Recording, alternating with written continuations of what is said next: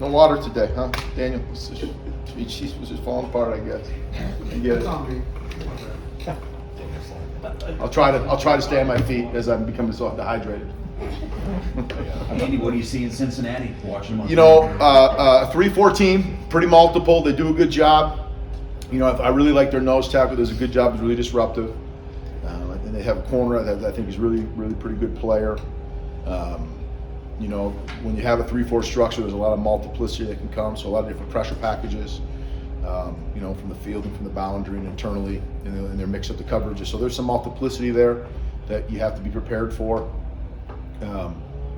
Fortunately, close to half our teams, there's some sort of odd front that we'll have to play against, so it's good, and we're not too unfamiliar with it. But I see, a group in their first year, right, as a staff, and every week you can see improvement and maybe how they're trying to do things and what they're trying to get done. So, road games this league are always tough. So, again, I said it before, I'll say it every week. It's big time football. We'll have our hands full. We have to do a good job. When you talk about their up front guys, what do you see from those? Well, the ability to be very disruptive. I think his ability to penetrate and slant and angle and still read and two gap at times.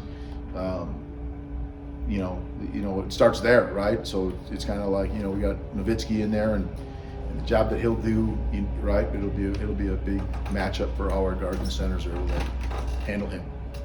When you guys put in the Wildcat stuff earlier this season, did you ever expect it would have that big of an impact on a specific game plan as it did last week? Well, I've said before in here, I think, we have the ability to grow, maximize any package in our offense based off of maybe what you need to help win a game.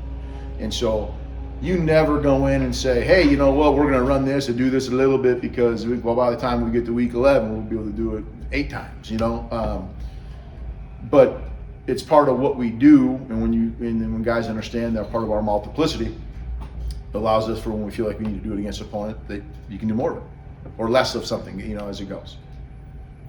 With the Ramage, we saw him play left guard, a snap at left tackle, and then right tackle as well. Just versatility for him. Can you speak to his growth being able to move so around? obviously his first year being able to be a starter with us, and this is the time of year when your line depth is tested, I think, in all phases, for teams across the country. And so when guys are getting banged up a little bit, you have, we want to find ways that we're making sure we're putting our best linemen on the field all the time. No one's ever just going to be, and we say this with all positions, no one's ever going to just be the left tackle and that's all they could be. We want to be able to have guys diversify themselves that they could go in and play if necessary at whatever spot. So that was a situation we were in. But to him specifically, his understanding and growth of what we're doing, right? Okay, speak to Coach Fuchs in the group, as a unit to kind of know with what we're doing and how and the directions we're going and the combinations that we're calling and the protections, everything to make sure that we're all on the same page. And for him to understand that speaks to his ability to want to do it, first of all, because players have to want to be used in a multiple of different ways, and they all want to play at the next level. They all dream to play professional football, and that's what professional teams are looking for, people who can be diverse in their ability on the field. Do you have an idea where Cooney would project at the next level? Not right now, you know what I mean? I think he was going to be a heck of a football player. Every team comes in and asks about him, but no, he's somewhere, you know what I mean? He's going to have a chance, right? Because he can play all the positions. How often are you having conversations about him with NFL teams? Well, I think almost daily NFL teams come in to evaluate guys. I don't talk to them all the time about that. A lot of our front office staff will work with them and interact with them and act as a liaison. They're part of evaluation. But the most of the teams will visit with Coach Fuchs. A handful will reach out to myself or Coach Leipold and ask some questions. And they know that we're in season right now, so they're pretty respectful of our time. And if this season is over, I would anticipate a lot more conversations. Cole obviously was hard on himself after that game about the 2 picks, and would love those throws back. How much of that is I guess necessary? To make a throw like that, to feel like, well, hey, I got to learn from that, especially for a young kid. I mean, you don't want it ever, I'm sure, but yeah, is that part of it? I think, perhaps I've talked in here before. You can say whatever you want. All humans need to go through and mess up. your mom told you not to touch the stove, you freaking touched it anyway, and you learned, right? And there's so many things that applies to getting experience in games, making a mistake, recognizing what I could or shouldn't have done.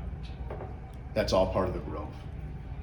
Is it necessary? I don't know. Some people would maybe say no. You know, it's what it is. You know what I mean?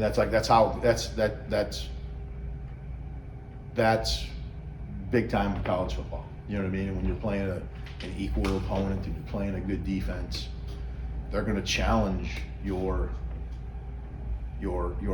techniques. They're going to challenge your decision making, right? Especially at that position. And I'm really proud of how he played. I'm sure, and I know he beats himself up about those two plays, but you know, I got to be better for him too, right? So put him in better situations, and you know, I know other guys on the offense feel the same way. So that's all part of our growth as an offense. But yeah, I mean, these reps for him are invaluable for his football career. And he's done a good job, and he keeps getting better. And the best thing about him and a lot of our players they're very coachable, and they're going to make those mistakes, and they're going to grow from them. Is there a touch the stove moment for him that stands out for Cole? No. And that, you know, to use that analogy, I mean, you know, just recognize the windows get a little bit tighter, you know, right? You know, and what you can and can't slip them into and stuff like that. But, you know, you recognize those things at practice too, you know. So he just keeps getting reps and he keeps getting better. I can't pinpoint a specific one and say, hey, there you go, you know. Andy, we've asked you in the past, when Jalen and Jason play, there's not a lot you change. What about with Jason and Cole? Is there a lot you change, or is it the same? It's very similar, you know, and you're watching it from the sidelines, you know, without knowing the plan, and I would tell you there's still a lot of diversity, multiplicity, and you know, you can see we're trusting him to take the keys and not be afraid to throw it down the field. We're still going to highlight our best football players and what we do well and our way to attack a defense. So, no, I you know, we're going to continue to play to win the football game, right? And that's how we're going to call it, and that's how we're going to game plan, and that's what we want to be able to do, regardless who's ever at quarterback or taking any of the snaps. Because I think that's what's necessary. He said more so than he's ever been in his life. What's that like Sunday, Monday when you see him? Is it how do you help him through that? My favorite thing about him is how tough he is, right? That's awesome, right? That's one of the things he's gonna learn, right? Like, you know, it's a little bit different than getting hit in high school when you come run, you know, when you just take off scrambling and stuff, and you know, they're a little bit bigger and stronger and faster, and you know, but we preach being physical and tough in this program, and we want that to encompass all positions, you know, and so he's going out there and taking on tackles, and you know, at some point we can recognize that we've got enough and we can protect ourselves more, and that's true for most skilled players. But I mean, it's inspiring to watch people play tough, right? I think in any sport. So when he's doing that, I think it's pretty sweet to watch. You know, I'm not going to tell him, I'm going to help him and grow for his future and well-being, but I'm going to tell a kid to not be tough. You know, we practice those things. Remember a couple of years ago we talked about having to try to fall forward more? Yeah. You remember us talking about that? We had to develop drills to do that. Yeah. How about that? Now we're telling a kid, hey, you know, I mean, let's just go down, right? Okay, well, you know, so we got to be careful what we coach and what we preach and then what we get. So we want him to protect himself. He recognizes, you know, I think the game as it's changing is different. We're never going to not encourage a dude to want to fall forward and, you know, take it on for the team a little bit, you know? And he was a little bit sore, I'm sure. Yeah.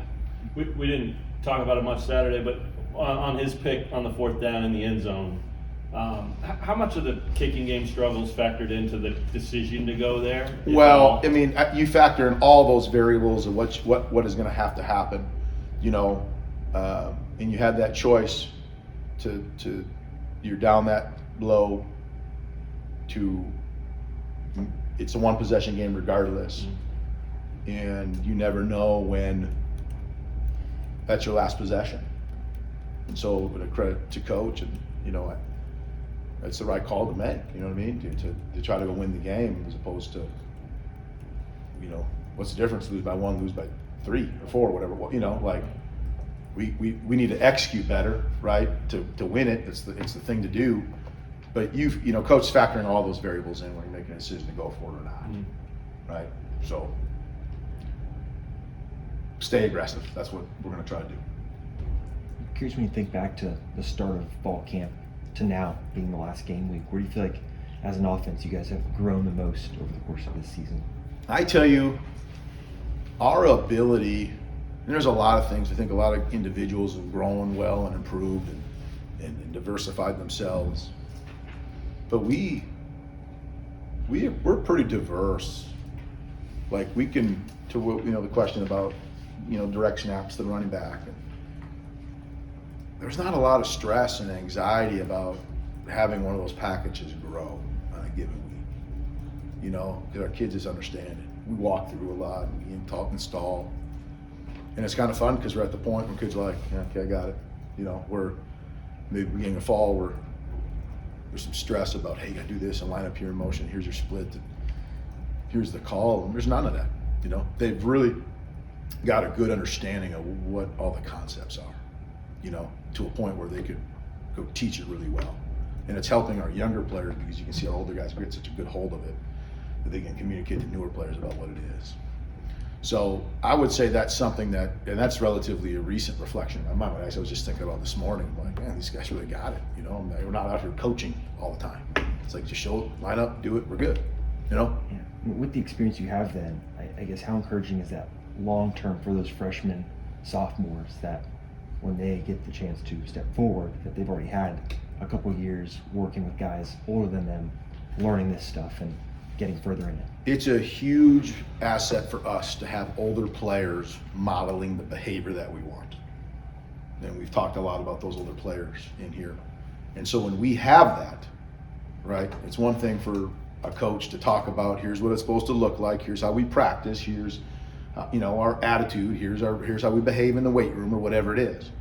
It's one thing a coach to talk about that, but then it's a whole other thing to observe a Mike Nowitzki do it, or a Mason Fairchild, or Jason Bean, right? To see those guys go and behave the way that our culture wants them to, right? We talk about culture being action in our program all the time. It's not what we say, it's not what we do, it's not words on the wall when you walk in. It's literally how we act and behave. And you're either doing it or you're not. And so when a younger person who maybe is new can observe that, it is a lesson way more powerful than anything I could ever say, or any video I could ever show, or a book I could have them read. For them to see it's a huge deal. Then it's their responsibility to make sure that they're holding themselves and their peers accountable to those things moving forward. How is Jason doing this week? Awesome. Taking a lot of reps. He's doing good. Anything else, Coach? Okay, happy Thanksgiving, everybody.